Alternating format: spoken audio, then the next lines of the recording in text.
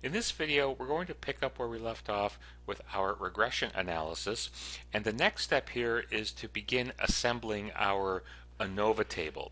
And to do so, we need to start calculating the different sources of variation. And I'm going to start with the sum of squares related to our regression equation, which is the model, and we'll need the two coefficients that we calculated in the previous video.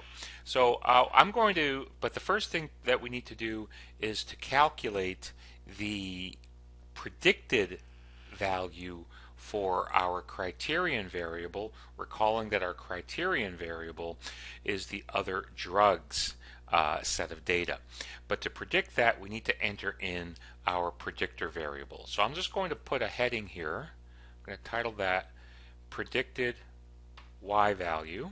I'm going to move down here, and I'm going to type in the equation, our regression equation, to predict what the outcome variable is from our predictor variable. And so I'm going to hit the equal sign, and this is going to be equal to a plus bx.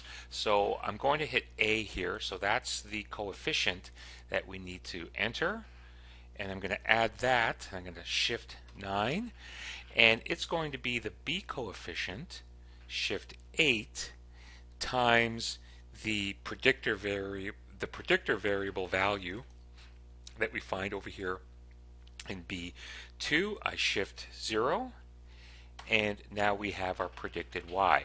But we have to adjust this equation. So I'm going to click this equation, come up to the dialog box, and I want to be able to hold the values in E2 and F2 as I pull this cursor all the way down to use the Excel mode to calculate the rest of the values. And to do that, I come up to the dialog box and I shift 4, so I put the dollar sign in front of E. I move over and I put the dollar sign in front of the number 2 here. So what Excel will do here, recognizes the dollar signs to lock in the value, so that if I pull down on that cursor, the same value will be entered into the subsequent equations. And I need to do that with F2 as well. So I'm going to put the dollar sign in front of F, and I'm going to put the dollar sign in front of 2.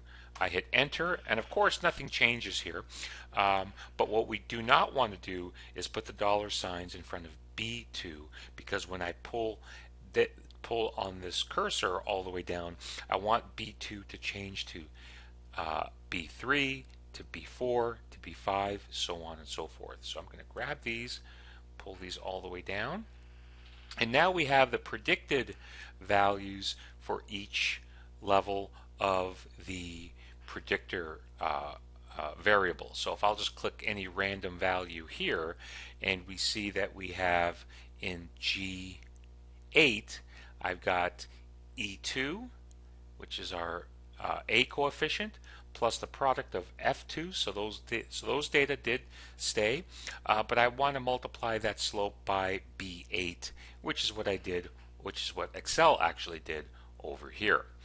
Now the next step here is to calculate the square deviations, where I need to calculate the difference between the predicted variable, the predicted value, and the average value for the our criterion variable, y bar. And I'm going to set that up right here. So I'm just going to title this squared deviation for the model, and I'm going to hit the equal sign, and I'm going to shift 9 for open the parentheses here, and I want to enter in the predicted value for the first participant, and that's this value that we just calculated. I'm going to subtract that. I'm going to subtract the average for the y variable, which are the other drugs, and that's what we calculated earlier. I shift 0, shift 6, which is the hat symbol for raising that difference to the power of 2, and I hit enter. Now I need to make one more adjustment to this like I did before, because I'm going to pull this all the way down, and I need to lock in the average value. So for C13, I'm going to shift 4. I'm going to put the dollar sign in front of the C, and I'm going to put the dollar sign in front of 13. I hit enter. The number hasn't changed, but that small adjustment will allow me to calculate very quickly the square deviations for all the other individual values.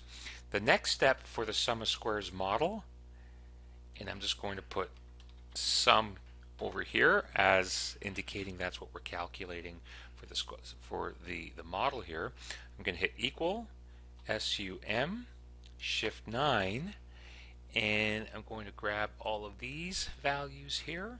I'm going to shift 0, and now what we've done here is we've calculated the sum of squares for our model term. So that will end this video, and in the next video we're going to pick up by calculating the sources of variation for the other terms in our overall regression analysis.